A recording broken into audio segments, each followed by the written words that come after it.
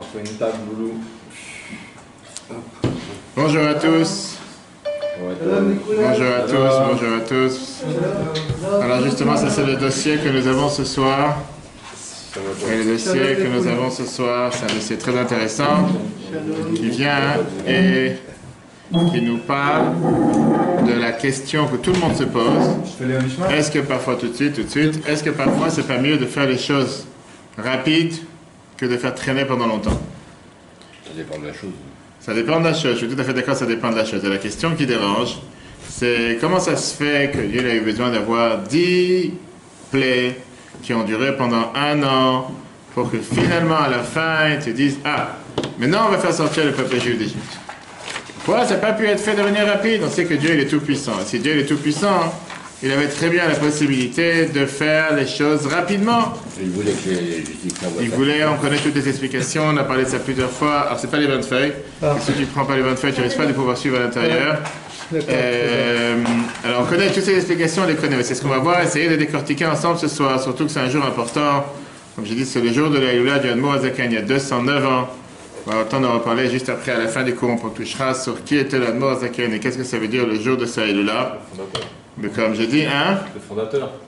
Fondateur de la Chassidut Chabad, exactement. Mais c'est pour ça que j'ai dit ce qu'on voulait voir ensemble ce soir. C'est quelque chose qui dérange parce que Dieu il est capable de faire les choses rapidement. Il est capable de faire les choses d'une manière qu'en un instant, tu peux avoir le résultat que tu cherches qui était finalement de laisser sortir le peuple juif d'Égypte. Qu'est-ce que tu as besoin de commencer avec une plaie? D'abord que l'eau elle se transforme en sang. Et après ça, tu vas devoir les grenouilles, et après revenir à chaque fois. Parlons même pas de la fatigue de Moïse qui a dû venir aller-retour à chaque fois et qu'on se moque de lui. Alors c'est vrai qu'au départ, il a dit qu'il n'y a pas de Dieu. Après, il a commencé à dire oui, il y a un Dieu, c'est la main de Dieu, le doigt de Dieu. Et à la fin, il a été d'accord, à la fin, il s'est dit oui, tu as raison. Je pense que au final, c'est Dieu qui a raison. Peut-être. Mais la question qui dérange, comme j'ai dit tout à l'heure, c'est une question qu'on doit se poser. Pourquoi on doit se poser cette question? Parce que dans la vie de tous les jours, c'est comprendre comment nous dépendons tous de Dieu et nos obligations à faire les méthodes que Dieu nous demande. C'est un message qui est fondamental pour la vie de chacun d'entre nous. Le rapport que nous avons face à la réussite et le rapport que nous avons face à la défaite aussi. Alors Jean-Claude n'est pas transparent et ceux qui sont à côté de toi ne peuvent pas regarder. Mais c'est pas grave. C'est pas un miroir. Et donc, la question qui dérange, c'est comme je dis, c'est le rapport, comment on se positionne en général. Et c'est pour ça qu'on a 2 questions majeures dans ce nouveau livre qu'on a commencé la semaine dernière, le livre de Shemot. Et c'est dès que tu veux fermer, si tu veux fermer. Les 2 questions majeures qu'on a commencé dans le livre de Shemot, et c'est des questions sur plusieurs points. On va aborder ce soir 2 points. On a vu plusieurs points séparés qu'on peut revoir sur l'application Etorah à partir de demain sur Spotify, tous les cours, ainsi que toutes les autres plateformes, Apple, Google, etc. Qui est comprendre comment s'est déroulée cette sortie d'Égypte. Comment s'est déroulée toute cette étape les 10 plaies jusqu'à ce que nous sommes sortis d'Égypte. La première des choses, pourquoi on emploie plusieurs noms de Dieu? On emploie le nom Elohim, le nom Hachem, le tétragramme Yud Ke Vav Ke. Quelle est la raison pourquoi au début la paracha Vaidaber Elohim el Moshe lemor ani Hachem, Dieu il appelle à Moshe en lui disant je suis Dieu ton Dieu.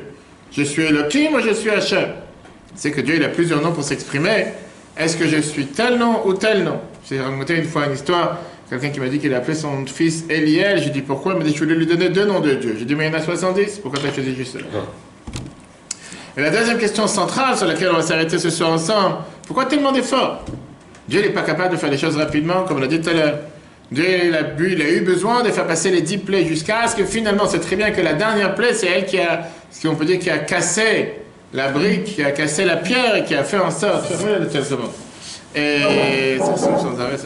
Et qui a fait en sorte que finalement, ça y est, le peuple juif a décidé le peuple juif est sorti d'Égypte par ça qu'il y a eu la mort de premier-né. Ce qui dérange, c'est pas tellement ça, c'est le fait qu'on oublie qu'en attendant, on a dû traîner en Égypte pendant 1 an. Presque 1 an, c'est ce qu'on va voir, ça a duré pendant presque 1 an ces 10 plaies. Donc on a retardé la sortie d'Égypte, la sortie de l'esclavage pendant 1 an. Parce qu'on avait besoin d'une chose pareille, c'était pas mieux de donner cette plaie au départ. Pharaon, il sait qu'il a aucun moyen de s'en sortir. La mort des 10 plaies et il est parti. Revenons depuis le départ. Rappelons-nous ce qui s'est passé à la fin de la semaine dernière. La fin de la semaine dernière, on a vu cette fameuse argument que Moshe a demandé et s'est plaint à Dieu en disant « Pourquoi tu fais du mal à ton peuple? Pourquoi ton peuple arrête pas de souffrir? depuis que tu m'as envoyé en Égypte, pas seulement que les choses ne se sont pas améliorées, mais au contraire, elles se sont empirées. Pas seulement que Pharaon n'a pas arrêté de l'esclavage, mais en plus, il a fait en sorte, j'ai oublié de dire que le cours de l'Elou Nishmat, Mathilde Toubat Rachel, c'est pour la bonne santé de Daniel Batadrien et tous les autres qui ont besoin. Et Joël, Ben, Joseph, Rachel, Ben Mathilde Atou. Exactement. Todaraba. Que Dieu te bénisse. Moshe, il arrive en Égypte, Moshe, il arrive en Égypte, et il voit la souffrance, il voit comment les hommes ils travaillent dur, il voit comment les femmes s'enfuient des galaxies égyptiens, il voit comment les enfants sont jetés dans le fleuve. Quand Moshe, il essaie de parler à Pharaon en utilisant un peu la pitié humaine, la miséricorde humaine, Pharaon, il dit quoi? Tu te moques de moi? C'est comme un patron qui, pas seulement il fait souffrir ses employés, mais en plus il dit, ah, tu oses demander un bonus et des vacances, t'as pas vu l'année qu'on vient d'avoir? Tu vas avoir moitié de la paye, pas toute la paye. Tu sais, il commence à abuser. Bref, heureusement qu'il n'y avait pas, en Égypte, il n'y avait pas les prix d'or. Et Moshe, il se plaint à Dieu en disant, jusqu'à quand? Où est la pitié de Dieu? Tu te moques de moi, tu m'as demandé de les faire sortir. Alors on sait très bien qu'au début de la paracha, on voit dans le chapitre numéro 1, Shemot, chapitre 6, Vaïdaber Elohim, El Moshe, Dieu il parle à Moshe, on emploie le mot Elohim, on verra pourquoi, on sait très bien que c'est le compte numérique à Teva, la nature. Vayomer Elav, il lui dit, Ani Hashem, je suis Dieu, ton Dieu. Et Vaïra Avraham et Yitzhak et Yaakov, sache que je me suis montré à Avraham, Yitzhak, Yaakov, Bekel Shaka, Yaakov, deux autres noms de Dieu. Ushme Hashem le Nadat Ilem, eux ils n'ont pas su mon vrai nom. Ils ne connaissaient pas mon nom qui est le Yud, qui est Vavke, le tétragramme, qui est le nom le plus important de Dieu. Vegam Akimoti et Brititam, j'ai fait cette alliance avec eux, la tête Lahem et Eretz Kenan, pour leur donner la terre de Kenan, la terre d'Israël, on sait, et la terre de Megorem, Garouba, la terre dans laquelle ils vont habiter. La reine est morte, l'hymne Israël, va maintenant dire au peuple juif, écoutez bien la nuance, Ani Hashem, c'est moi Dieu. Bienvenue au club, je ne savais pas jusqu'à maintenant. Qu'est-ce que tu veux que je leur dise? Je vais les faire sortir, mitachat sivlot mitzrayim, des souffrances égyptiennes. Veitzalti etrem, je vais les sauver, mais avodatam, de leur service, travaux forcés. Vegaalti etrem, je vais les libérer, bizron, netouya avec une main tendue, ou bishvatim de gedolim, avec des grands miracles. On sait d'ailleurs que c'est ce qu'on emploie et c'est ce qu'on utilise lors de la Haggadah, le soir de Pessah. Et c'est pour ça qu'on boit 4 verres de vin, parce que Dieu, il a employé 4 différents termes pour parler de la sortie d'Égypte. Dieu il vient et fait savoir que le moment de respecter la promesse qui s'est engagée au patriarche, comme quoi le peuple juif va sortir, va arrêter de souffrir, il va se passer maintenant. Maintenant, il rappelle quand même dans les faits que au patriarche, je me suis seulement montré avec un seul nom. Mais je n'aurais pas montré mon nom merveilleux, mon nom miraculeux, mon nom qui est le Yud, qui est Vaske, le nom de Dieu, et j'ai accompli la promesse de donner la terre d'Israël. Maintenant, il est arrivé la possibilité de leur faire dévoiler qui est mon vrai nom, qui je suis réellement, les faire sortir avec une main force d'Égypte et les ramener en Israël. Maintenant, les questions qu'on a dites tout à l'heure qui dérangent, ce sont les questions suivantes. Pourquoi Dieu, il emploie ici plusieurs fois différents noms, différents thèmes? D'un côté, il te dit Elohim, après il te dit Yud Kevavke, est-ce que je suis tel nom, tel nom? C'est comme si tu te présentes à quelqu'un pour un rendez-vous d'emploi et tu dis je m'appelle, je sais pas, David. Et après, à la fin du rendez-vous, il dit je m'appelle Yohan. C'est David ou Yohan? Mais non, j'ai les deux prénoms. Un jour je m'appelle David, un jour Yohan. C'est usurpation d'identité. Ou bien bipolaire, va savoir. Dis-moi qui tu es, parle-moi d'un nom. Pourquoi tu utilises plusieurs prénoms? Ça n'a pas de sens. Pourquoi dans le même épisode, dans la même phrase, Dieu emploie plusieurs prénoms? Le Chaim, Rabbi Chaim Ben Attar, il pose cette question qu'on a ici. Tsarich la date, il faudrait savoir Ma Diber Elohim, qu'est-ce que Dieu a parlé ici? Numéro 1. Deuxièmement, c'est pas une question de prénom. À la rigueur, quand tu t'appelles David, Yohan, Meir, ça veut rien dire et ça veut tout dire. Dieu, on sait très bien que la Torah, dans la prière, chaque prénom que Dieu il emploie, c'est en fonction de la mission qu'il est en train d'agir sur terre. Si c'est la rigueur, si c'est la bonté, si c'est le jugement, si c'est la création. On sait très bien que c'est même deux noms contraires. Shem Elohim, quand on parle du nom Elohim qu'on a dans toutes les bénédictions, Baruch Ata Hashem Elokeinu melech haolam, ou bien on dit que Hashem ou Elohim, ça vient parler sur le fait que Dieu c'est le garde des sceaux, celui qui s'occupe des jugements, celui qui est en train de juger le monde. Et d'ailleurs, c'est pour ça qu'on dit que Bereshit bara Elohim, la Torah nous dit qu'au départ, Dieu il a voulu créer le monde avec Midat Adin, avec la tribu de jugement, de rigueur. Il a vu que le monde n'allait pas se maintenir. Shitaf idmo Midat Arachamim, il a mélangé la miséricorde. Ça, c'est le nom d'Havai, qui est le tétragramme, qui représente en quoi Dieu il est aussi le ministre de bonté.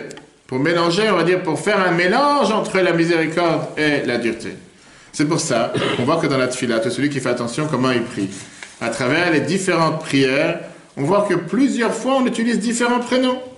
Et c'est parce qu'on interpelle différentes qualités que Dieu il exploite au moment où on est en train de parler.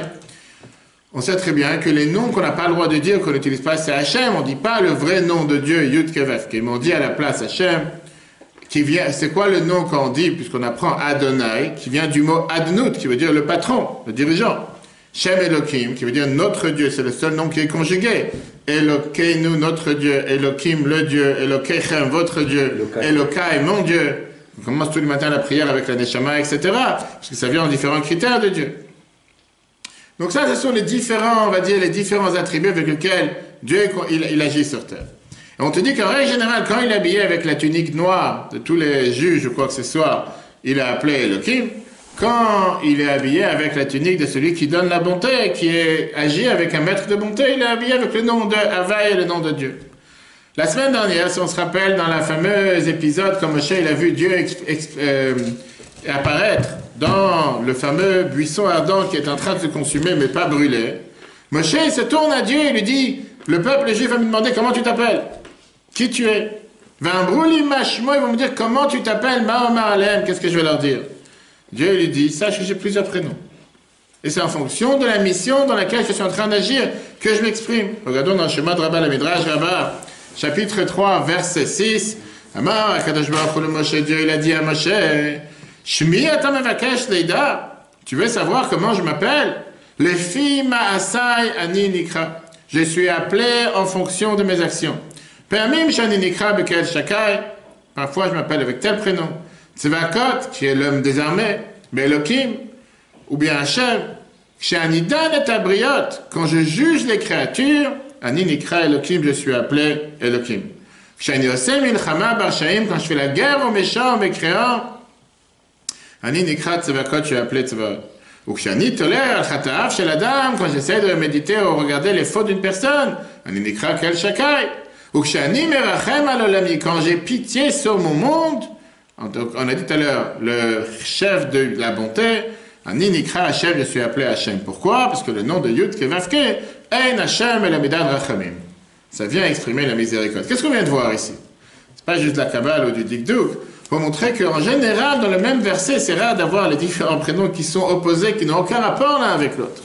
Et là, dans la paracha de cette semaine, on voit, à peine la semaine dernière, que Dieu donne à Moshe, sache comment m'appeler en fonction de mes différentes qualités. Et on voit que dans les deux premiers chapitres qui commencent le Sefer Shemot, Dieu il n'est appelé seulement avec le nom Elohim. Il n'y a pas de distinction, c'est toujours le même. En passant depuis le buisson ardent jusqu'à la fin de Parashat Bo et la sortie d'Égypte, on a ici deux parachiotes et demi dans laquelle Dieu est appelé avec le nom de Yud Kevavke qui est le nom de Dieu. On a vu ça dans les années précédentes. On peut revoir sur l'application eTorah. Comme j'ai dit, c'est Dieu et très prochainement tous les cours ils seront sur Spotify et toutes les autres plateformes. En réalité, la question de Moshe est beaucoup plus profonde. Quand Moshe il a demandé à Dieu où tu es, quel est ton prénom, il a demandé à Dieu où tu es quand ça fait mal. Pourquoi ton peuple il souffre? Pourquoi tu laisses des gens bien souffrir? D'où vient cette idée, ce décret de dire que le peuple juif devra souffrir en Égypte pendant 100 ans d'esclavage? Quelle est la logique derrière? Et Dieu lui a répondu, je serai où je serai, qui veut dire, la traduction a le sens, je serai avec eux dans leur souffrance. Pense pas un instant que quand eux ils souffrent, moi je suis en train de bronzer à Dubaï. Quand ils sont en train de souffrir, je suis en train de souffrir avec eux. Leurs larmes sont aussi mes larmes. Je suis en train de souffrir ensemble avec eux, sans différence. Parce que parfois, l'attribut de bonté, l'attribut de miséricorde se cache derrière l'attribut de jugement. Ça, c'est dans le dialogue qu'on a eu dans le buisson ardent. On voit que Dieu l'a été aussi appelé avec le nom Elohim. Vayom Moshe Elohim, Dieu il a dit à Dieu, Mi Anochi, qui je suis? Il n'a pas voulu aller au départ avec la mission que Dieu lui a donnée.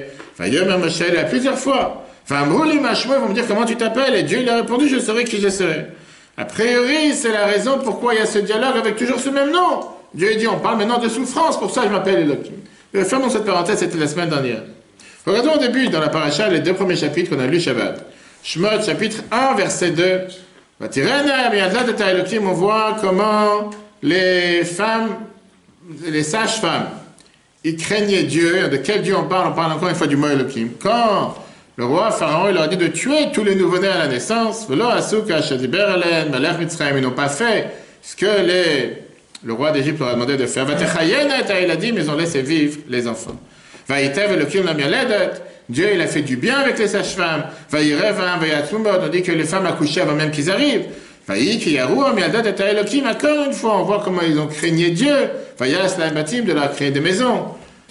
Quand on voit dans l'histoire du Sné, l'histoire du buisson ardent, là tout d'un coup on te dit Vaya malach Hashem elav velabatesh betach hasné. On parle plus du mot Elohim, on parle du nom de Dieu, Yud Kei Vav Kei, que Dieu il est apparu dans une flamme de feu à travers le buisson. Vaya Hashem qui s'est allé, Dieu il a vu comme quoi Moshe se rapproche pour voir ce qui se passe.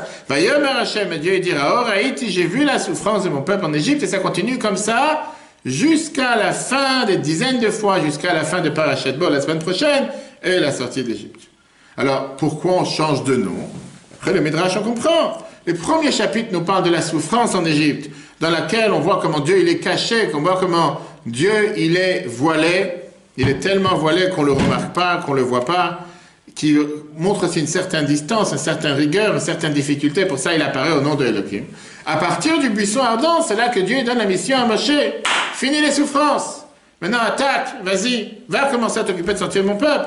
Là, il se dévoile comme un père miséricordieux qui change son nom et il devient quelqu'un qui agit avec bonté, avec miséricorde. Et donc, pour fermer cette longue parenthèse, comment se fait-il que le début de la paracha de cette semaine, on a les deux dans le même verset? Vaïdaber Elohim, on a vu tout au départ, Ani Hashem, je suis Dieu, décide-toi. Est-ce que tu agis avec la bonté ou tu agis avec la miséricorde ou tu agis avec la rigueur? Comment est-ce possible que l'accusateur vient au jugement et au lieu d'accuser, il vient défendre comment on appelle ça, défendre le coupable? Ou tu es là pour accuser, ou tu es là pour défendre. Tu ne veux pas utiliser le même nom. Deux noms différents dans le même verset qui sont apparemment hors du sujet, comme on dit. Continuons dans la paracha. Qu'est-ce qui se passe juste après? Moshe, il va au palais. Il va au palais de Pharaon et lui demande, je te demande de faire sortir le peuple juif d'Égypte. La diplomatie ne marche plus. Il va tout seul la première fois, il va. Aaron, etc. Bien sûr, il va et la diplomatie tombe. La diplomatie tombe, ça ne marche plus et Moshe décide de passer au bâton. Il relève son bâton qu'il avait avec lui plusieurs fois et il fait un tsunami sur toute l'Égypte. Et là commencent, comme on a vu, les 10 plaies qui vont détruire littéralement, comme on dit aujourd'hui les sanctions qui sont sur l'Iran, détruire, mais c'est beaucoup plus grave que ça, détruire tout ce qu'il y avait en Égypte. L'eau devient le sang, le corps devient plein de poux et plein de boutons, tout ce qui a poussé, toutes les plantes agricoles, elles ont été ravagées par les sauterelles. On a les bêtes sauvages qui tournent dans les rues, et on a aussi la peste. Et la fin c'est quoi? C'est ce qui se passe, la fin c'est quoi? C'est ce qui se passe le soir de Pessah, en pleine nuit, quand tout d'un coup il y a une bombe atomique qui tombe, qui est, je vais frapper chaque premier-né égyptien. On voit comment les premiers-nés sont morts, et là Pharaon il n'a plus le choix, il ne peut plus rien faire, et il décide de laisser ouvrir les portes face au peuple juif. Ça c'est ce que ça a duré. Et donc, la question qui est demandée, comme j'ai dit tout à l'heure, c'est une question qui est difficile, une question qui est dure. La question, elle est pourquoi tant de plaies? Pourquoi tant traîner tellement? Pourquoi pas faire les choses plus rapidement? Alors je sais que toutes les femmes aiment bien traîner quand ils font la cuisine. C'est une qualité parfois. C'est pas de faire un gâteau comme ça, tu tournes 2 heures, tu mets du sucre, tu mets au four, c'est sorti. Tu remets, tu ressors, tu recouvres, tu remets, Et avec ça, c'est pas forcément ça sort bien, mais au moins tu as mis 3 heures pour préparer. Mazel tov, que Dieu te bénisse. Tiens, t'as préparé le chaim et tout. En général, et donc c'est une question dans la vie de tous les jours qui est, je préfère faire les choses rapides ou faire les choses tranquillement. Quel était le but? Qu'est-ce que tu cherchais avec ces plaies? Quelle était la construction? C'est ce qu'on va voir ce soir dans les détails. Comment ils ont été orchestrés? Pourquoi 10? Pourquoi pas 5? Pourquoi pas 500? Pourquoi juste ces plaies? Pourquoi pas d'autres manières? On se rappelle que dans la Torah, on a déjà vu des autres manières comment Dieu il a puni le monde. Le déluge, avec la tombe de l'arche de Noé, merci, Chaim. Ou bien on a vu le feu et le gouffre qui s'est mélangé pour Sodome et Gomorrhe, pour détruire la ville de Sodome et Gomorrhe. On a vu aussi parfois, on a eu les abeilles qui sont venues, cette fameuse bestiole qui venait piquer, qui a tué tous les habitants. Dieu il savait très bien depuis le départ que les petites plaies, les plaies faciles, on va dire, n'allaient pas briser le corps de Pharaon. D'ailleurs, d'après Rashi, dans la paracha de cette semaine, on voit comment dans la première rencontre entre Moshe et Pharaon, il le prévient que les premiers-nés vont mourir. Il a déjà prévenu à quelle sauce il va être mangé. Alors fais ça tout de suite. Qu'est-ce que tu attends de donner 10 plaies? Et si Dieu voulait, depuis le départ, faire sortir le peuple juif sans faire traîner, pourquoi tu commences à envoyer des missiles conventionnels après tu envoies les missiles non conventionnels? Commence depuis le départ à envoyer ce qu'il faut. Et automatiquement, Pharaon, il n'y avait pas l'ONU à l'époque, Pharaon va faire sortir le peuple juif rapidement. Tu sais, on dit en hébreu, quand Pharaon il est monté au ciel, l'ange de la mort lui a dit alors comment ils étaient les plaies? Il a dit Esther. C'était merveilleux. En hébreu, c'est quand quelque chose était très bien, on dit c'était 10. Quel rapport? Regardez, c'est pas une question que je demande, c'est une question que le Midrash Rabbah demande, chapitre 15, verset 10, en numéro 2. Est-ce que Dieu ne pouvait pas libérer le peuple juif, Meyad Mitzrayim, de la main d'Égypte, Makar Rishona, avec la première plaie, ici? Est-ce qu'il ne pouvait pas les faire sortir avec une seule plaie? Maintenant, il faut se rappeler une chose, que tout le temps qu'on était en Égypte, c'était pas juste l'Égypte, parce que c'était, je sais pas, aujourd'hui tu as Sharm el-Sheikh, le Club Med, c'était un énorme exil physique et spirituel. Pendant tout ce pourparler qu'il y a eu avec Pharaon, ils avaient cet énorme, je veux dire, coup de massue sur la tête, qui était les travaux forcés, qui a brisé leur corps. Même une fois que l'esclavage s'est arrêté, ils étaient empêtrés dans cet exil spirituel, un exil qu'on appelait l'Égypte, la nudité de la terre. C'était un niveau très très bas spirituellement. Chaque minute qu'ils restaient en Égypte, c'était pas un endroit où ils n'avaient rien à faire là-bas. Ils devaient sortir. Surtout qu'on sait très bien ce qui s'est passé plus tard, que le moment où ils devaient sortir, on est sortis presque comme des voleurs au milieu de la nuit. À tel point que la matzah, pourquoi on la mange?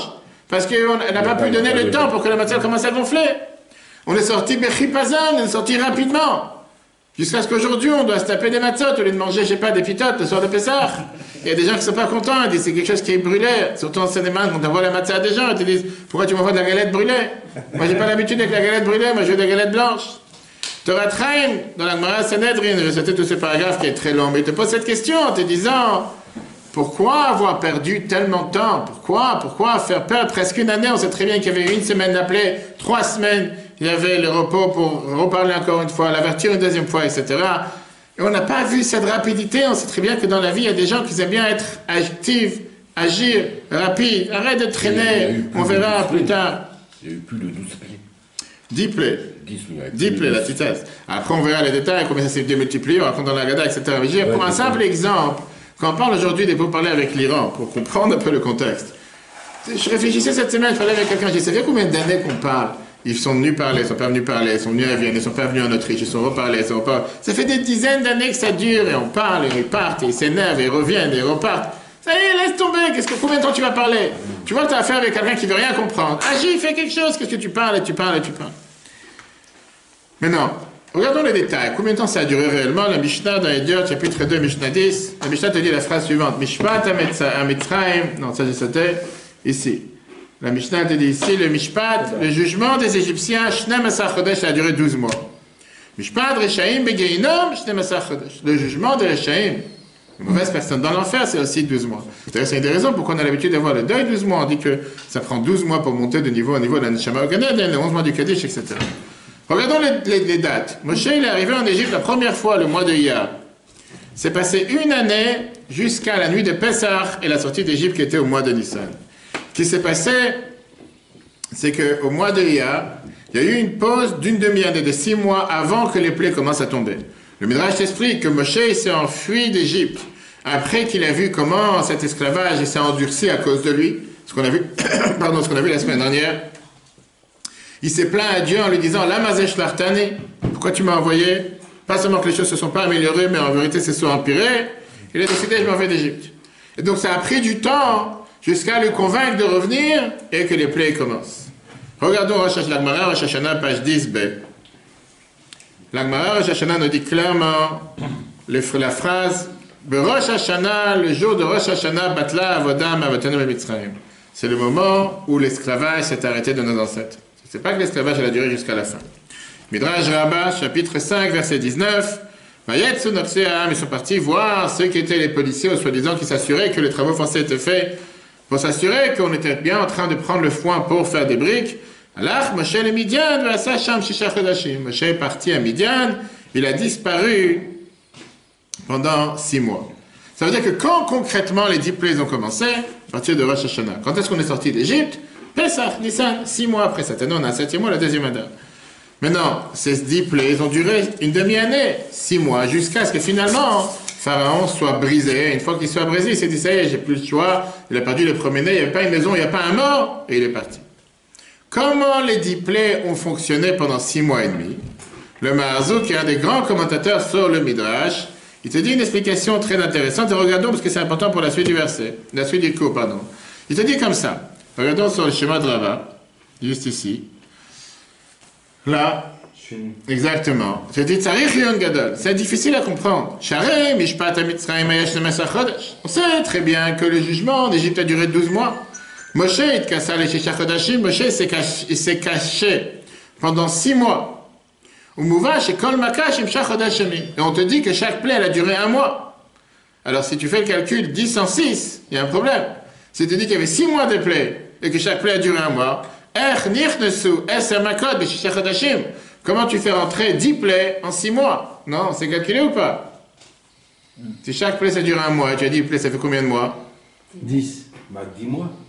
T'es pas là? 10 mois. 10 mois. 6 mois. Ça devrait faire 10 mois. Oui. Et au final, on te dit qu'il y a 6 mois et demi. C'est écrit dans la Torah clairement. Chez Shesh Makot que les 6 plaies, Ayubak Damat Atra le Pharaon. Tu as eu 6 plaies avec un avertissement d'abord. D'abord, il est venu en lui disant, fais attention, fais sortir mon peuple. Tu vas pas faire sortir mon peuple, tu vas recevoir des coups. Dam, Tsader, c'était quoi les 6 plaies? Le sang, Tsader, les grenouilles, Arov, les bêtes sauvages, Dever, qui était... Bien sûr, le voit. Dever, qui était la peste, Barad, la grêle, Arbel et Sotrel. Ça, c'est les 6 plaies qui a eu un avertissement. Shalosh Makot, 3 plaies, Nitnu Bloatra. 3 plaies, ils sont tombés sur l'Égypte sans avertissement. Kinim, les poux, Shrin, les boutons, Choshech, les ténèbres. Et donc, chaque plaie qui était avec un avertissement, elle a duré 1 mois. Comment 1 mois? 3 semaines d'avertissement et 1 semaine la plaie. Shlosha Shavuot Atra, 3 semaines d'avertissement, Veshavua, Maka Atzma et 1 semaine la plaie elle-même. Ve'elu Acherot, alors que les autres plaies, Nimshechu, Rak Shavua, chez la Maka Atzma, puisqu'il n'y a pas eu d'avertissement. Donc on n'avait pas besoin d'avoir les 3 semaines d'avertissement. Il y avait seulement la semaine de la plaie. Et donc, Beyachad, au total, si tu fais les calculs, jusqu'à la mort des premiers-nés qui était le soir de Pessah, Shisha Chodashim ou Shlosha Shavuot, ça fait 6 mois et 3 semaines. Mais Tzarich Lomar, il faudrait dire d'après ce calcul, Shet Kaselem, qui s'est caché de chez eux, Moshe, Rak Hamisha Chodashim Betisha Yamim, 5 mois et 9 jours, puisque les plaies à Makot, les plaies Chel ou Me'at, Ifne Rosh Hashanah, ils ont commencé un peu avant Rosh Hashanah. Donc on a ici le calcul. Comment a fonctionné les plaies? C'était sur une période d'1 an, mais réellement 6 mois et demi. Et pourquoi? Parce que certaines plaies avec avertissement, donc 3 semaines plus la plaie 1 semaine, et certaines plaies 3 qui étaient sans avertissement, c'était seulement 1 semaine de plaie, etc. Il y a une autre approche de Rabbeinu Bechaye, commentateur de la Torah, qui te dit que Moshe ne s'est pas caché 5 mois et 9 jours, mais 3 mois jusqu'à Rosh Chodesh Av. Au début du mois de Av a commencé les plaies. Chaque plaie a duré 1 mois, 8 plaies de Av à Adar. Les ténèbres étaient très courts, c'était au début de Nissan. Et la mort du premier-né, c'était le soir de Pessah. Donc on rentre à peu près dans les mêmes calculs. Après, on va comprendre plus tard, on va rentrer dans les détails tout à l'heure, pourquoi tu as eu ces 6 plaies avec avertissement et 3 plaies sans avertissement. Et avec ça, on va comprendre pourquoi tu as eu 10 plaies qui ont duré 6 mois et quelques semaines. Mais la question, encore une fois, comment tu vas vouloir tourner l'affaire de n'importe quel sens? On est toujours en train de perdre du temps. On est toujours en train de perdre du temps alors que tu aurais pu, depuis le départ, briser Pharaon avec la bombe atomique depuis le départ. La mort des premiers-nés, on n'en parle plus. Tu n'avais pas besoin de les faire traîner en Égypte pendant tellement de temps, encore une fois. Envoie le coup de Massoni, la plaie la plus forte, le peuple juif s'en sort. C'est surtout que tu gagnes, que tes enfants, ils arrêtent de souffrir. C'est quand tu vas voir un détenu ou un malade à l'hôpital, tu dis, écoute, tu vas guérir dans 1 an. Mais d'ici 1 an, tu dois rester souffrir ici. Laisse-moi tranquille. Laisse-moi souffrir sans sortir demain. Tu dis à quelqu'un, tu vas te libérer de prison. Mais pendant 1 an, tu vas te dormir ici avec des scorpions et des cafards. Dans 1 an, tu vas sortir. Qu'est-ce dans 1 an? Tu me dis, je suis libre. Libère-moi aujourd'hui. Pourquoi attendre encore 1 an? Une énorme explication que le Rabbi ramène dans l'écoute Sikha 36, page 34, qui est amené d'abord chez le Don Yitzhak Abarbanel, un des grands commentateurs de la Torah, ministre des Finances en Espagne, et qui a été repris par beaucoup de commentateurs. Le Rabbi il explique cette explication merveilleuse qui te donne un sens et une compréhension avec surtout un enseignement éternel, d'actualité qui n'est pas plus important que cette explication. Et c'est pas pour rien qu'on lit cette paracha en ce moment. On sait très bien, on a vu ça les années précédentes, on peut revoir sur l'application eTorah, eTorah, comme j'ai dit à partir de demain sur Spotify et toutes les autres plateformes. Les plaies en Égypte n'étaient pas faites pour les Égyptiens. Si Dieu cherchait à se débarrasser des Égyptiens, on a eu le Maboul, le déluge, on a eu tellement d'autres choses, il n'y avait pas besoin d'envoyer des plaies pour les Égyptiens. Les plaies, les 10 plaies en Égypte étaient faites pour le peuple juif et le monde entier. Les plaies en Égypte n'étaient pas seulement pour sortir les Juifs d'Égypte, mais pour sortir l'Égypte des Juifs. Je répète, pas seulement pour sortir les Juifs d'Égypte, mais pour sortir l'Égypte des Juifs. Qui veut dire, Rabbi t'explique ça dans l'écoute Sikha 3, le volume 3, page 864.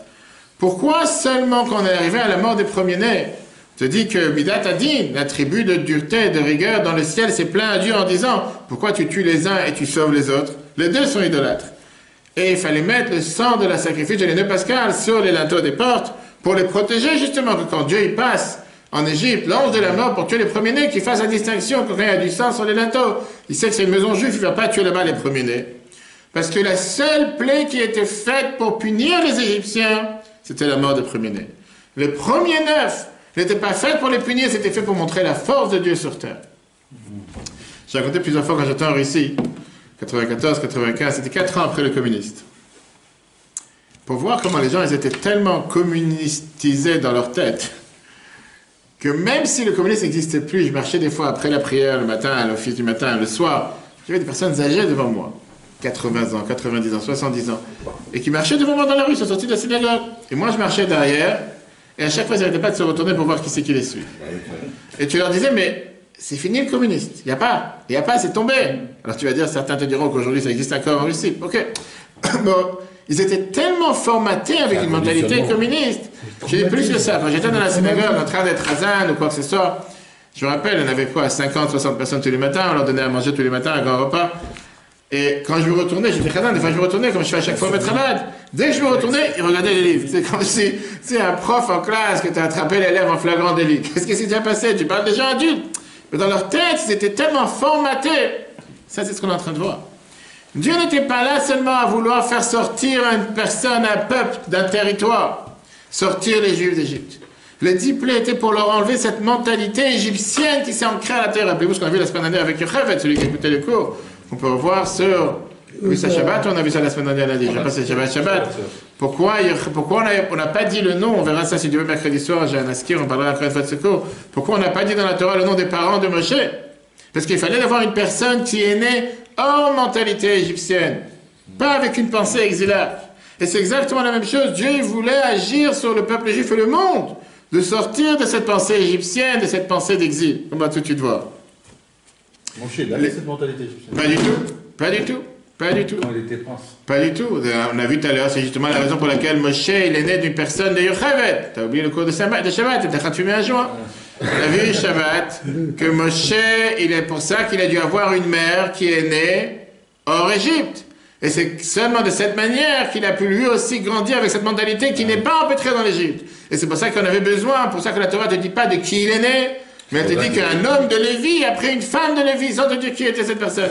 Tu vas écouter au mercredi soir si tu veux. Hein? C'est pour ça qu'il a épousé cette femme-là, pour préciser. Exact, c'est pas Moshe, Abraham, tu veux dire, Abraham son père, et Yocheved, malgré qu'elle avait déjà 123 ans pour tomber enceinte. C'est tout le cours de Shabbat, c'est en train de fumer. Clairement. D'accord, on a compris. Aaron, c'est le sang des Kohen, des Kohanim. Oui. Et en fait, ils viennent de la tribu des Lévis. Oui, exactement, les Lévis c'est original, tout à fait. C'est marrant. Oui, oui. Et donc, les 10 plaies, c'était en réalité, c'était une formation pour faire comprendre au monde comment Dieu agit sur terre. C'était pour se battre sur ce sentiment qui peut parfois entrer dans la tête de certains, inclus dans nos jours, qu'on est abandonné, qu'on est tout seul, qu'il n'y a personne qui pense à nous, qu'on est totalement seul sur terre. Et c'est arrivé jusqu'à la manière comment il s'est présenté à Pharaon. À la place, Dieu a décidé de reformater un ordinateur. Et même si on te dit que quand tu reformates un ordinateur, il reste toujours quelque chose dans la mémoire, Dieu a voulu faire en sorte il y a une personne, il y a un patron sur cette planète.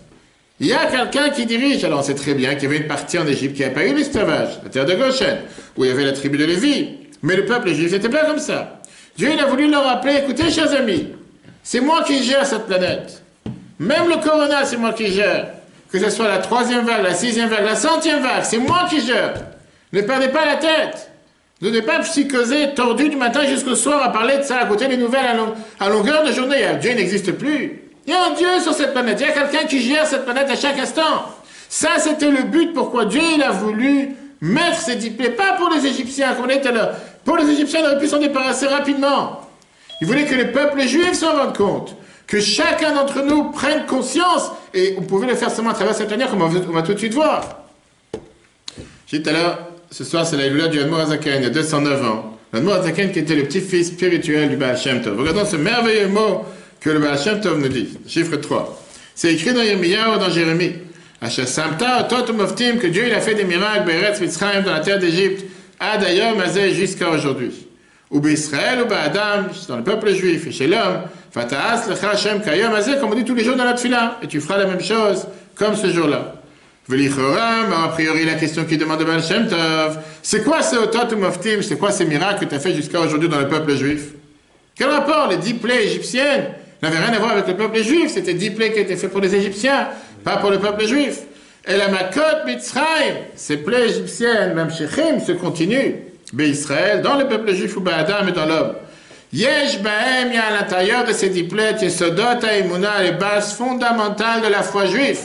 Le Chol She'ela, pour chaque question, Sheta'aleh lefanecha b'chol inyan. Dès qu'un jour tu vas penser une pensée tordue, dès qu'un jour tu vas penser que Dieu t'a abandonné, rappelle-toi des 10 plaies.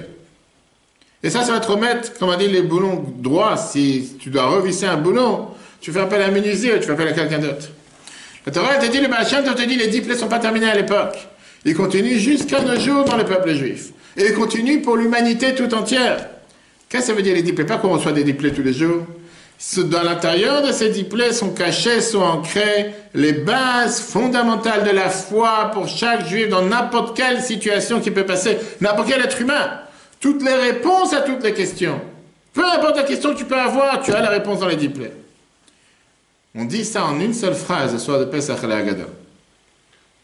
Soit au milieu du Seder, on a l'habitude de prendre le verre. Certains ont l'habitude de tremper le doigt dans le verre pour verser le vin pour les 10 plaies. Chez Chabad, on prend le verre, on verse un peu du vin. À chaque fois, on dit Rabbi Yehuda, Aya Natan Bahem Simanim, Rabbi Yehuda donnait des signes, un acronyme aux 10 plaies, Detzach, Adash, Be'achav. Très bien. N'importe quelle personne demande la question, on sait que le soir de Pesach, c'est un soir que tous les enfants posent des questions. Qu'est-ce que tu me rajoutes ici? Tu as besoin de me donner un acronyme pour les 10 plaies. Je peux te dire les 10 plaies rapidement, il n'y a pas besoin d'avoir un acronyme pour ça. Et surtout, quelle est la grande innovation que Rabbi Yehuda t'a dit, tu sais quoi, comment on appelle les 10 plaies? Detzach, Adash, Be'acha. Bien sûr, tu prends la première lettre de chacune des 10 plaies, ça te fait cet acronyme, ça fait ces rachets de vote, comme on dit. Detzach, c'est Dam, Tzvadeh, Akinim. N'importe quel enfant qui sait lire, il peut te dire exactement la même chose. Rabbi Yehuda vient te dire, tu sais quoi, ces 10 plaies sont divisées en 3 groupes. Il y a le premier, le sang, les grenouilles et les poux. Après ça, tu as les bêtes sauvages, la peste et les boutons. Et après, tu as le dernier 4 groupes qui sont la grêle, le sauterelle, l'obscurité et la mort des premiers-nés. Il te dit, c'était pas seulement 10 plaies pour 10 plaies. Il y avait ici, si on peut dire, une formation théologique de la part de Dieu pour formater la planète, qui a été faite en une série, un film à 3 morceaux. 3 séries, 3 parties. Que chacune était faite d'une rencontre différente sur Terre pour essayer de rentrer, de faire ancrer à l'intérieur de cette planète la présence divine.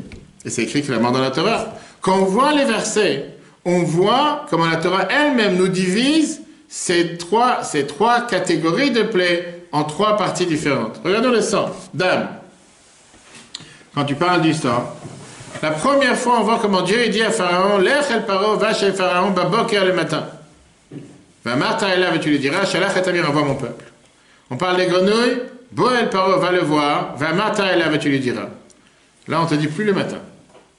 3e plaie, Kinim, qui sont les poux. Neted matra, lève ton bâton, ve'ach et afar haaretz, et va taper la terre, la poussière de la terre.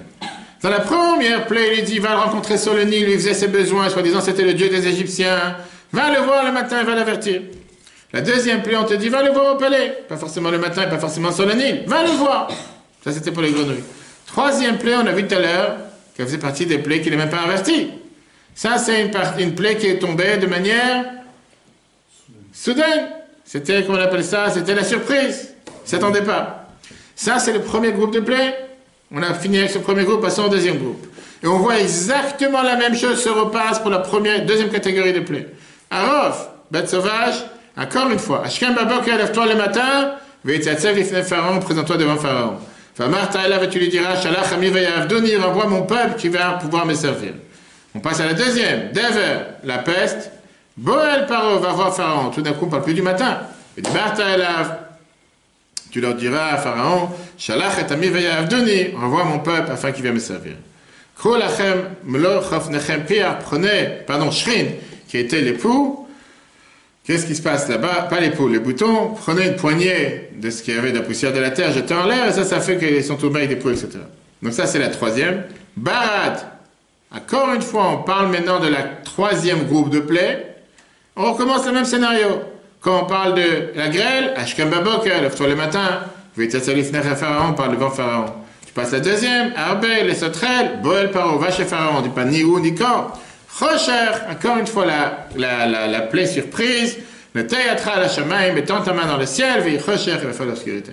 On voit comment chaque groupe de ces trois plaies est confectionné ou il est fabriqué du même mode d'emploi.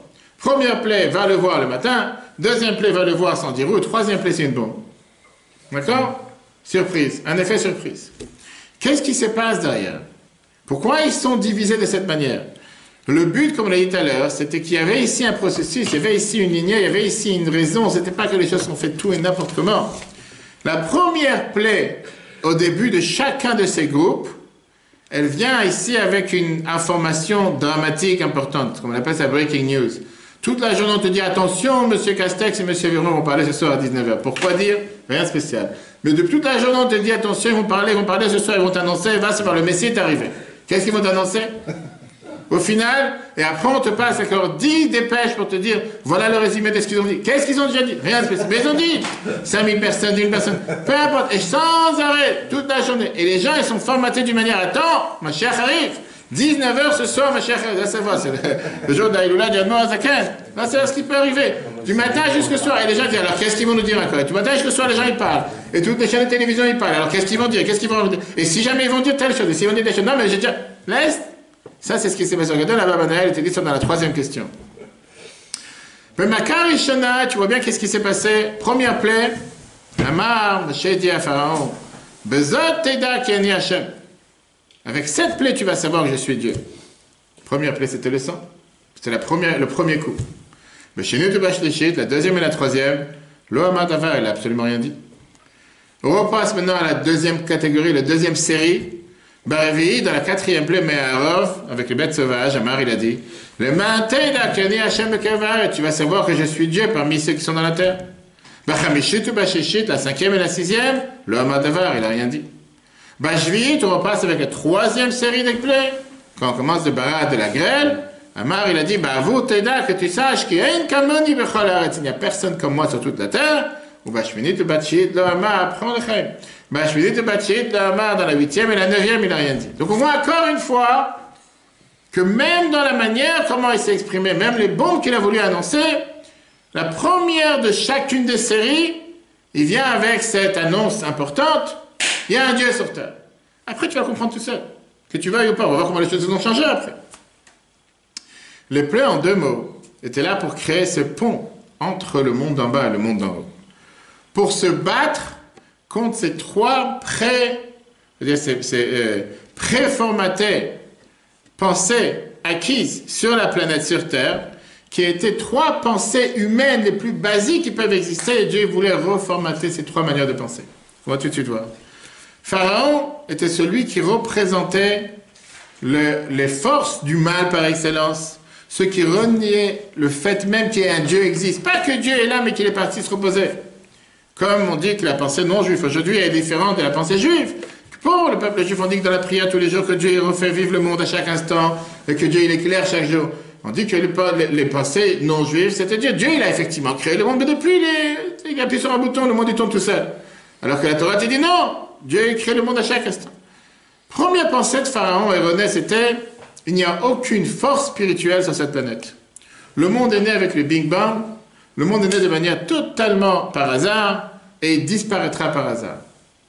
Je crois que c'est un Chinois qui a inventé le Covid. Par hasard, quelque chose s'est passé, personne ne comprend rien. Il y a le monde comme ça, le monde il se gère tout seul.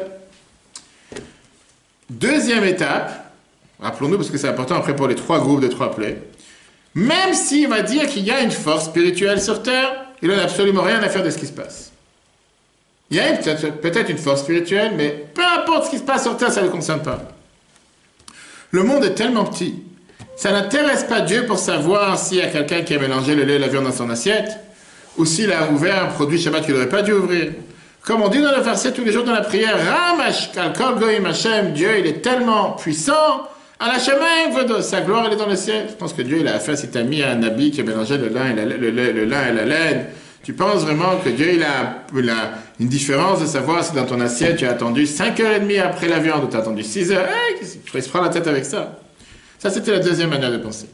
La troisième manière de penser c'était même si tu dis qu'il y a une force spirituelle et que Dieu il s'intéresse dans ce qui se passe sur terre, mais le monde, lui, il agit de manière naturelle. La nature humaine, comme disent les médecins quand ils voient un enfant qui vient naître, qu'est-ce qu'elle est bien fait la nature humaine? Il n'y a personne qui l'a créé. Il n'y a pas de Dieu sur terre. Dieu il a décidé de donner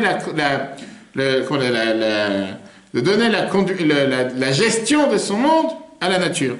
C'est la mère nature, comme on dit, de mother nature, comme on dit dans les nouvelles. Il y a un ouragan, il y a un truc. Enfin, cette semaine, aujourd'hui, il va faire 20 degrés cette semaine en plein période de fin d'année. La nature, elle est totalement déréglée. C'est la nature. Donc la quatrième nature, c'est Hachem aussi. Non, Elohim. D'accord. Mais pour eux, il n'y a pas de Dieu. Ouais. Maintenant, qu'est-ce qui se passe? On est dans une période, on va recevoir la Torah bientôt. On remonte à 3333 ans en arrière. Ça a commencé une révolution dans la vie humaine. Le monde commence à se préparer à l'avenue du Mashiach. Dieu commence à se dévoiler. Et il commence à dévoiler la sainteté du monde. Oui, une simple peau de vache peut devenir un tefillin et mezuzot, et un sefer Torah. Oui, une simple verre de vin peut devenir quelque chose sur laquelle tu fais une bénédiction. Des choses qui ne se sont pas passées jusqu'au don de la Torah. Jusqu'au moment où on reçoit la Torah, il y avait telle dissociation entre le matériel et le spirituel. Et automatiquement, Dieu il montre comme quoi je vais m'appliquer de plus en plus dans le monde. Une révolution planétaire. Les 3 premiers plaies étaient faits d'une manière pour pouvoir montrer comme quoi ça que tu viens et tu me dis qu'il n'y a pas de force spirituelle sur la planète, c'est totalement faux. La preuve, ils ont touché le fleuve, qui était le Nil, qui était le dieu des Égyptiens, qui était la gloire égyptienne, qui était la certitude égyptienne, qui était pour leur montrer que la main de Dieu, c'est elle qui gère toutes les affaires sur terre. Même les magiciens égyptiens, ils sont venus s'exprimer à la fin de cette série des premiers 3, c'est là qu'a commencé le premier déclic, Etzba Elohim. C'est un doigt de Dieu. Un doigt. C'est pas Dieu, c'est pas une main, c'est pas un pied. Un doigt. Ça commence petit à petit doucement. La deuxième série, qui est venue nous montrer qu'il n'y a pas seulement un Dieu dans le ciel, il n'y a pas seulement une force spirituelle sur terre, mais une force spirituelle qui gère le monde à chaque instant, avec récompense, avec punition, qui fait du bien aux gens bien et qui fait du mal aux gens mal. Dans ces 3 plaies, la Torah elle vient nous dire quelque chose, que cette plaie elle a fait du tort pas seulement aux Égyptiens, mais même aux Juifs. Pourquoi? C'est la première fois qu'on voit que tous ces panthères et tous ces éléphants, c'est pas tellement méchant, les rhinocéros, va savoir, les lions qui tournaient dans les rues, ils sont tournés en Égypte, ils ne sont pas entrés dans la terre de Goshen. Celui qui a craint Dieu, la Torah te dit, il n'a pas été frappé avec la peste. Les boutons ont fait du mal, seulement aux Égyptiens, pas à Moshe et Aaron, mais quelqu'un qui n'avait pas confiance en Dieu et qui laissait ses animaux dehors, ils ont été frappés. Donc ça, c'était la deuxième étape pour montrer, oui, il y a un Dieu sur Terre, il y a une force spirituelle qui dirige la planète, qui est présent, et qui dirige la planète à chaque instant. Troisième groupe est venu pour montrer, pas seulement qu'il y a un Dieu sur Terre, dans le ciel, pas seulement qu'il y a un Dieu qui se trouve et qui gère la planète, mais qu'il n'y a pas de nature. Si tu penses qu'il y a la nature, Dieu il est capable de faire tomber des boules de... Tsunami. Quel tsunami? Des boules de feu et glaçons ensemble, et qu'il y a eu la paix entre la glace et le feu pour venir détruire l'Égypte. Toi qui dans ta tête, tu penses qu'il n'y a que la nature qui fonctionne, et qu'en général, le feu vient pour éteindre, que la glace vient pour éteindre le feu. Là, Dieu dit, c'est quoi? C'est moi qui ai créé. Tu vois, je vais te montrer une glace avec le feu à l'intérieur. Qu'est-ce que tu as fait? Qu'est-ce que tu commences à dire? Oui, c'est le décalage des écologies. Il y a tellement de bouleversements écologiques sur la planète qui fait qu'aujourd'hui, on peut avoir le feu et la glace. Tu auras toujours une explication matérielle, terrestre, pour montrer qu'il n'y a pas de d'évolution naturelle. Et donc, c'était une manière de pouvoir montrer comme quoi le monde ne se conduit pas de manière automatique. C'est pas les pilotes automatiques. Aujourd'hui, on te dit, tu vas à New York, le pilote il est parti dormir, il a mis le bouton automatique, l'avion va tout seul. Les gens y croient, pourquoi pas? La nature elle-même, elle est gérée à chaque instant par la main de Dieu à chaque moment. C'est pour ça que dans ces trois plaies, les trois dernières, on voit comment la nature est devenue comme la pâte à modeler. Elle n'a aucune notion de ce qui se passe. Les forces les plus basiques de la nature sont devenues complètement fous. Ils ont complètement changé. Ils ont agi de manière totalement différente. Regardons la grêle. La grêle, comme j'ai dit tout à l'heure, les forces naturelles les plus contradictoires, qui est le feu et l'eau, ils ont dansé ensemble jusqu'à ce que la glace brûlait avec le feu. C'est la glace. La prochaine, qui était les sauterelles, s'est répandue sur toute la terre jusqu'à ce que tout ce qui a poussé, tout ce qui existait, était totalement détruit. Ce qui n'a pas encore été détruit avec la grêle. Et donc, il n'y avait plus rien à manger, il n'y avait plus rien à cultiver. Et c'est justement une fois que la grêle a tout détruit que les sauterelles les arrivent. Apparemment, une sauterelle ne va pas venir s'il n'y a pas quoi manger. Là, pour te montrer que tout a déjà été détruit avec la grêle, et néanmoins, les sauterelles les arrivent. Et le plus, c'était les ténèbres. C'était quoi les ténèbres? Dans lesquelles on te dit que le soleil s'est arrêté de fonctionner. Pendant 3 jours et 3 nuits, personne ne peut bouger. Il faisait noir. Il n'y a pas une goutte de jour. Il faisait noir de noir. Celui qui était debout ne pouvait pas s'asseoir, celui qui était assis ne pouvait pas se lever. C'était un noir que tu pouvais sentir avec les mains. Quelle horreur. Quoi quelle horreur. Il y a des gens qui aiment bien ça, regarde, Ponto qu'on va le soir. Il fait noir, tu vois pas un chat dans la rue. Oui, c'est Ponto. Mais ce n'est pas les ténèbres. Alors tu dis, qu'est-ce qui se passe avec la dernière des 10 plaies? On peut dire que la dernière des 10 plaies, la mort de premier-né, elle rassemblait les 3 points qu'on vient de voir. D'un côté, tu as montré qu'il y a un Dieu que les Égyptiens n'étaient pas capables de la reproduire. Deuxièmement, comment Dieu il est capable de faire une distinction entre les biens et les mauvais, puisque seulement les premiers-nés égyptiens sont morts. Et troisièmement, la nature elle-même, elle est programmée du fait que les jeunes enfants meurent en plein jour. Qui étaient les premiers-nés égyptiens, en montrant en 2 mots que toutes ces trois programmations de ces 3 séries se sont rejointes dans la dernière. Ça ne concernait que les humains, les premiers. Oui, non, les humains. Ok. Maintenant, qu'est-ce qui est intéressant? Qu'est-ce qui est intéressant dans tout ça? Il y a une histoire intéressante en parenthèse. Bon, rappelez-moi, je vous la raconte à la fin, pas changer du sujet. Regardez comment la Bible écrit ça dans l'écoute Sichat 36, page 34. Hamakot, on a d'où les plaies. Oui. Dernier. Page 34. Oui. Dernier paragraphe. Dernier paragraphe. Non, mais je plaisantais. Ah. Hamakot, on a les plaies n'étaient pas seulement faites avec les Shacher Israël pour libérer les Juifs. Il y avait quelque chose de particulier que Dieu cherchait à travers ces 10 plaies. Et il vient être rallonge. Le fait, c'est Pharaon, Pharaon a débattu, il était opposé à Moshe sur 3 grandes bases. Il a renié l'existence de Dieu. Il a renié la providence ou la protection de Dieu. La manière comment il se comporte avec les humains, la tête la yish kidracha pour gérer chacun comme il faut. Il a renié le fait que Dieu peut changer la nature, ou le chadesh, ou le chacham kirtsono, et la faire revivre comme il a envie. C'est pour ça qu'il y a eu ces 3 groupes de plaies. Première, des tsar, sans grenouilles et poux. Ils sont venus te donner la véracité de l'existence même du divin, de Dieu. C'est pour ça, la reine, comme on a vu tout à l'heure, Neymar Bitrilatan, c'est pour ça que c'est écrit au début. Zot Teda qui a né Hachem, tu vas savoir que je suis Dieu. À chaque fois, les 3 premières plaies de ces 3 groupes.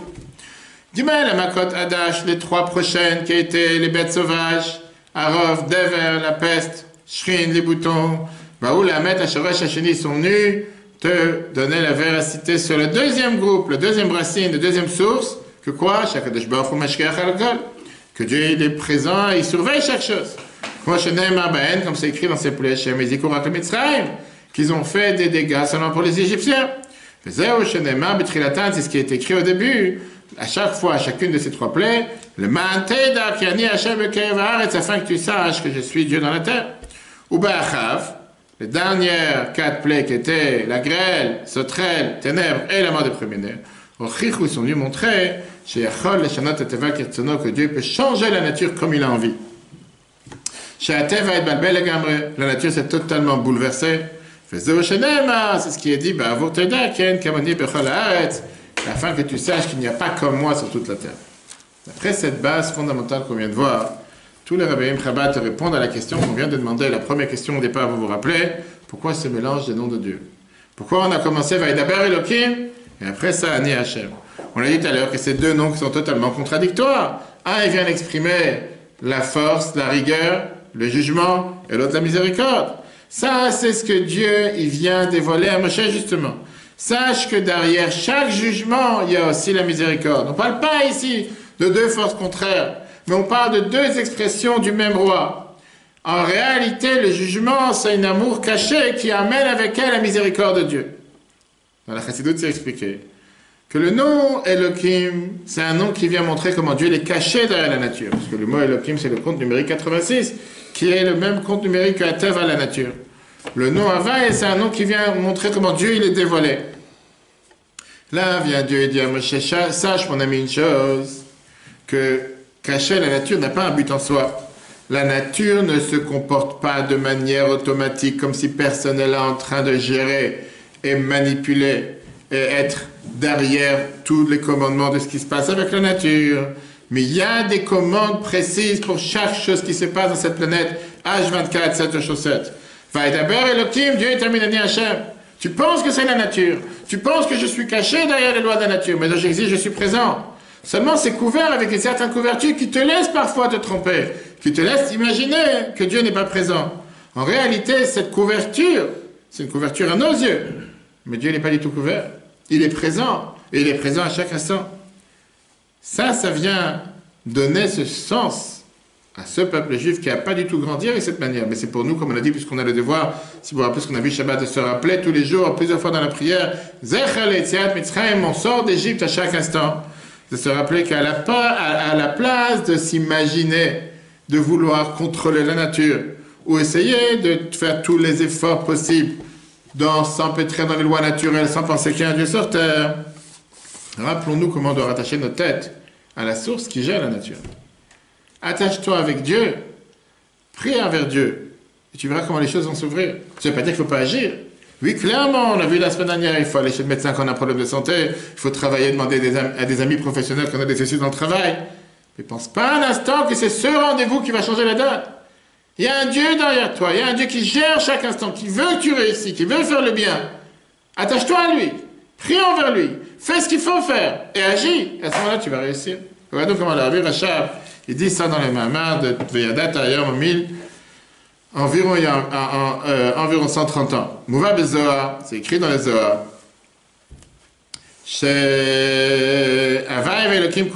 Que ces deux noms sont totalement ensemble, sont la même chose. Cette cachette, ce voilage, il est seulement pour les créatures. Qui ne voient pas la manière comment Dieu est totalement dévoilé. Mais par rapport à Dieu, pour Dieu, il n'y a aucune cachette. Pour Dieu, il n'y a aucun voilage. C'est pour ça pourquoi le nom de Dieu est présent chaque jour pour éclairer le monde, et créer le monde, et maintenir le monde. C'est la vitalité. C'est pour ça que maintenant Dieu est capable de parler, Dieu est capable de réfléchir, Dieu est capable de vivre. La vie que tu as à l'intérieur de toi, au Shem Havaya, c'est le nom de Dieu. Qui se développe à l'intérieur de toi de manière cachée, dans un voile naturel. Mais ne sois pas bête à penser que c'est la nature qui te gère. Mais Dieu, il est totalement absent. Bien au contraire, Dieu il est présent à chaque instant. Et celui qui veut le sentir, il peut le sentir avec cette merveilleuse histoire qui s'est répandue récemment. Apparemment, cette histoire, qu'on va tout de suite raconter, peut paraître comme quoi il n'y a rien de spécial, il n'y a pas de miracle. On peut penser que c'est quelque chose de normal. Comme notre cher Mordechai qui est venu faire son passeport et qui a voulu avoir des miracles, il n'y a rien de normal, il n'y a rien de surnaturel. Il est parti, il a eu affaire avec telle personne, et telle personne lui a dit telle chose, les choses sont normales. Mais quand même. Mais en réalité, quand tu raccroches les pions, comme on dit, tu mets les parties du puzzle ensemble, tu dévoiles que si c'est pas ça un miracle, c'est quoi alors un miracle? Ou sur terre, à Ponto Combo, de faire un passeport en une semaine? Et qu'on te refuse les stacks, tout était fait pour baisser les bras. Tout était fait pour le décourager. Heureusement qu'il avait affaire avec quelqu'un de tordu de l'autre côté des chevilles qui lui dit « Baisse pas les bras !» La vie, elle est faite comme ça. La vie, elle est faite que tu n'as que des épreuves. Sois pas tordu pour penser « Ah, il y a une épreuve, je baisse les bras, je recule. » Dans les années 2000, il y avait un commerçant de diamants qui s'appelait Tamir, qui est parti à la bourse de Ramat Gan. Il est entré dans un bureau d'à côté chez un diamantaire de Tel Aviv. Et il a vu que sur la table, il y a plusieurs objets répandus. Il a dit, je me suis bagarré avec mes parents, je n'ai pas envie d'avoir de contact avec eux. Je jette tout ce que j'ai reçu de leur part. Tout ce qui vient de mes parents, je jette. À côté de la table, il y avait un sac poubelle. Et il était plein avec des diplômes qu'il a reçus à l'école, des souvenirs, des sorties qu'il a eues, des petits cadeaux qu'il a reçus qu'un enfant reçoit de ses parents, etc. Tamir, il va dans la poubelle. Il voit un cadre en bois. Dedans, il y avait un chèque américain qui était sur $200. Le chèque venait du secrétariat du Rabbi de 1989. Le Rabbi avait pendant cette année-là, en 88-89, envoyé une participation de $100 à tout celui qui construisait une nouvelle maison ou un nouveau bâtiment, même une maison privée. Lui voulait encourager les gens à déménager, à grandir, etc. etc. Tamir n'était pas quelqu'un qui était pratiquant, mais il voulait sortir ce chèque de la poubelle. L'autre, il lui dit, prends-le, ça ne m'intéresse pas, j'en ai pas besoin. Banal. Combien de gens cherchent dans les poubelles tous les jours? Juste ce jour-là, il se présente, on dit viens de jeter. Il serait passé le lendemain, la poubelle serait déjà partie. Pour l'instant, après 3 mois, lui et sa femme, ils sont invités à manger le repas de Shabbat dans la maison du Rav Volpo, qui est le shliach du Rabbi Netanya. Ils ont demandé qu'est-ce qu'on peut lui acheter comme cadeau. Peut-être une bouteille de vin, une boîte de chocolat. Mais sa femme Marianne, elle lui dit regarde, nous on a un chèque du Rabbi Lubavitch. Peut-être que ce Lubavitch, il est intéressé à recevoir ce chèque. Pour lui, ça a une valeur. Pour nous, ça ne vaut absolument rien. Donc, au lieu de dépenser de l'argent, acheter une bouteille de vin, au fin de compte, un Israélien, on ne va pas gâcher pour gâcher. Si on peut être radin, on peut gratter, pourquoi pas. Au lieu de dépenser de l'argent, d'acheter une bouteille de vin, on a trouvé ses papiers dans la poubelle. Non, ces papiers, pour lui, ces papiers, ça a de valeur. Pour moi, ça n'a pas de valeur. Maintenant, c'était juste avant l'entrée de Shabbat. En général, on ne fait pas attention, tu reçois un cadeau pendant Shabbat, tu mets de côté, tu vas voir après Shabbat, etc. Il n'a pas regardé. Il n'a pas fait attention à ce qu'il a reçu. Après Shabbat, il est passé à autre chose. Il a reçu un cadeau, des fois, des gens t'amènent une bouteille, quelque chose. Il va penser à regarder ce qui se passe. Passe 15 ans, d'accord? Tamir commence à travailler dans les affaires des diamants à Moscou. Le jour de Yud Shvat, le jour où Rabbi est devenu Rabbi, si Dieu veut, dans quelques semaines, en 2014, il est assis dans la grande synagogue de Marina Rocha et il entend le directeur du bâtiment, le Rav Weisberg, qui dit à quelqu'un, il fait hier, il y avait comme un gala où on a vendu aux enchères $1 du Rabbi pour $4,000. Qui a voulu recevoir $1 du Rabbi? Celui qui a donné $4,000, il a reçu.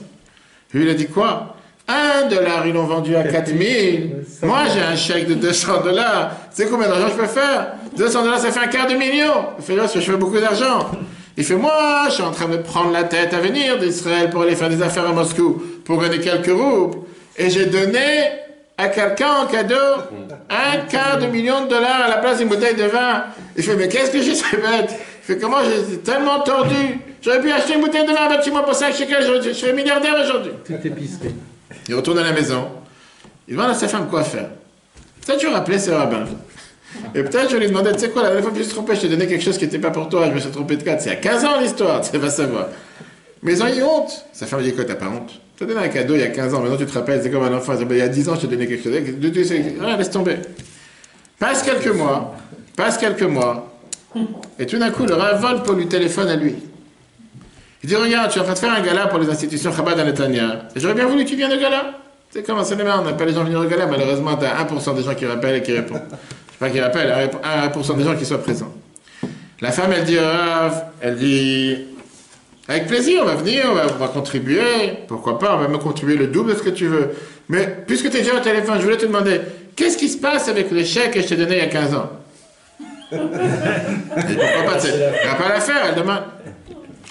Lui, il répond la chose suivante. Il fait, regarde, la vérité, elle est que ce chèque, il était, toutes ces années-là, ça fait 15 ans, il était posé, j'ai jamais rien fait avec. J'ai rien fait avec. Il y a quelques mois, il y a eu un malheur dans la communauté de Ramat Gan. Le Shliach, la Ramat Igal, est décédé d'une grave maladie. Et j'ai pensé comment aider sa femme, la veuve et ses enfants qui voulaient continuer les actions que son mari a fait. Donc j'ai donné les chèques à Madame Gall, et je ne sais pas ce qui s'est passé après. J'ai donné, je ne sais pas ce qui s'est passé. Mayan, notre chère femme, cette épouse, elle appelle Madame Gall, elle lui dit elle lui raconte, en lui disant, oui, on a fait un gala pour les actions, et on a transmis ce chèque, celui qui a acheté ce chèque du rabbi, quelqu'un qui est très connu en Israël, qui s'appelle Shlomo Kalish, qui est un grand diamantaire, pour un grand don qu'il a donné pour l'institution, donc on lui a offert ce cadeau, comme on offre $1 du rabbi pour celui qui fait un don important, etc. Mayan, elle a compris que c'est fini l'histoire. Le chèque est déjà passé dans 3-4 mains, c'est comme $1 du rabbi qui a donné à l'un, qui a donné à l'autre, qui l'a revendu, il va commencer à faire toute la planète, laisse tomber.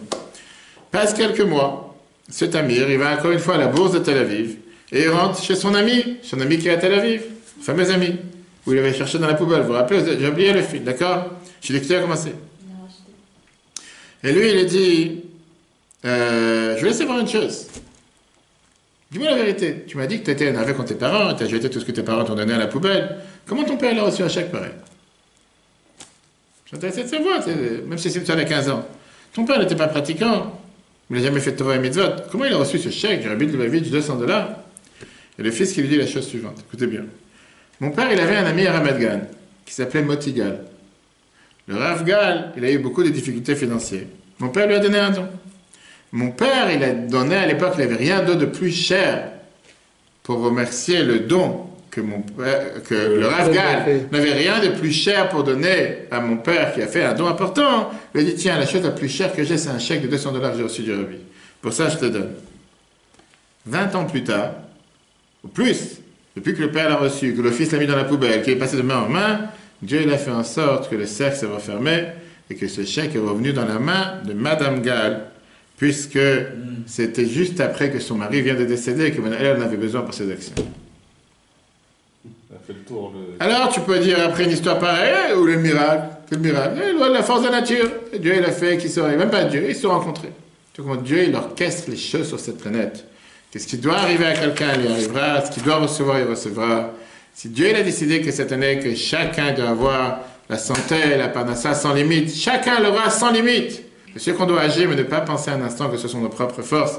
Voilà, chers amis, c'est merveilleux cours sur la paracha Vaera, sur les diplés. Alors c'est vrai que chaque année, quand tu lis ces diplés, tu as encore diplé, encore dire qui nous prend la tête quand tu comprends que derrière ces diplés se cachent tellement de merveilles, se cachent tellement de manières comment Dieu va agir sur terre. Le cours sera repris sur eTorah, sur Google et Apple, et comme j'ai dit aussi sur Spotify et toutes les autres plateformes à partir de cette semaine. Mais on ne peut pas terminer sans dire un mot sur Chavdalet Tevet. Comme j'ai dit, ce soir et demain, c'est le jour de la Iloula du Admor Azaken, Rabbi Shneor Zalman de Liadi, il y a 209 ans. L'auteur du Tanya et du Shulchan Aruch, on a tous les semaines, mercredi à 12h30, le cours du Tanya qu'on peut revoir sur toutes les applications. Qui était l'Admor Azaken en parlant pour une minute, on n'aura jamais le temps d'en parler. Parler des heures et des heures sur qui était le premier rabbi de Chabad. Mais l'Admor Azaken était d'abord une Neshama Chadasha, une nouvelle Neshama. C'était un génie dans la Torah orale, la Torah écrite, la Torah dévoilée, la Torah cachée. Et c'est lui qui a fait le Shulchan Aruch à tel point que c'est appelé aujourd'hui le Shulchan Aruch Harav, le code de loi juive d'Admor Azaken. Il a dévoilé sur terre les sujets les plus cachés de la Torah, avec la base fondamentale de la Chassidoute, qui est le livre du Tanya. Le Tanya, qui est le livre fondamental de la Chassidoute, qui vient expliquer la Kabbale, nous montrer qu'est-ce que l'on fait sur terre, comment connaître, Rabbi Levi Yitzhak de Berditch avait dit la fameuse phrase, comment on peut rentrer un Dieu tellement grand dans un livre si petit. Ça, c'est le Tanya, qui est la lumière de Dieu qui est infinie, qui nous montre comment, qu'est-ce qu'on fait sur terre, quel est notre but sur terre. Aujourd'hui, grâce à Dieu, le monde entier apprend le Tanya, juif, non juif confondu. Malheureusement, pendant une certaine période au départ, il y a eu beaucoup d'opposants. Des gens qui se sont opposés à la Chassidoute, on n'a pas le temps de rentrer dans les détails, mais on voit comment aujourd'hui la Chassidoute a totalement gagné, comment le monde entier apprend la Chassidoute sous toutes ses formes, sur toutes ses plateformes. Et qu'est-ce que nous, on doit faire? Préparer le monde pour la venue du Mashiach. C'est très bien la réponse que le Baal Shem Tov il a donnée, justement. Mashiach a donné au Baal Shem Tov qui lui a dit, hey, Matai Ka'atima, quand est-ce que tu viendras dévoiler sur terre? Quand tu auras ta lumière qui se répandra sur terre, si Dieu veut. Voilà, sur l'Admor Azaken a aussi enseigné 10 nigunim, parmi les fameuses chansons Keliata, Keliata, que tout le monde chante avec Modani, c'est une chanson de l'Admor Azaken, et beaucoup d'autres chansons, Avinu Malkeinu qu'on chante, la chanson qu'on chante en allant à la Choupa, la Dalet Babot, qu'on accompagne le marié sur la Choupa. On va attendre d'en parler ce Dieu un autre jour. Le cours en replay sur eTorah et sur Google et Apple. Très bonne soirée à tous. Profitons de ce grand jour. pour rajouter dans les mitzvot, rajouter dans la tzaka, rajouter dans la prière, apprendre la chassidut. Écoutez, les cours Torah, plus de 1000 cours. Et si Dieu veut, que des bonnes nouvelles pour tous. Comme j'ai dit la semaine dernière, on a déjà fait Rosh Hashanah il y a quelques mois, c'est pas cette semaine Rosh Hashanah, même si c'est changement d'année civile. Ne perdons pas la tête avec tout ce qui se passe dans le monde, ne perdons pas la tête un instant. Rappelons-nous que ce disciple vient nous enseigner que Dieu est présent, Dieu gère la planète à chaque instant, pas seulement de manière voilée, mais de manière dévoilée. À nous d'ouvrir les yeux, d'enlever le voile. Parfois des gens, ils ne voient pas parce qu'il fait noir, parce qu'ils ont un voile sur les yeux. Enlève le voile que tu as sur les yeux et tu vas pouvoir voir. Très bonne soirée à tous, si Dieu veut. Chers amis, à la semaine prochaine.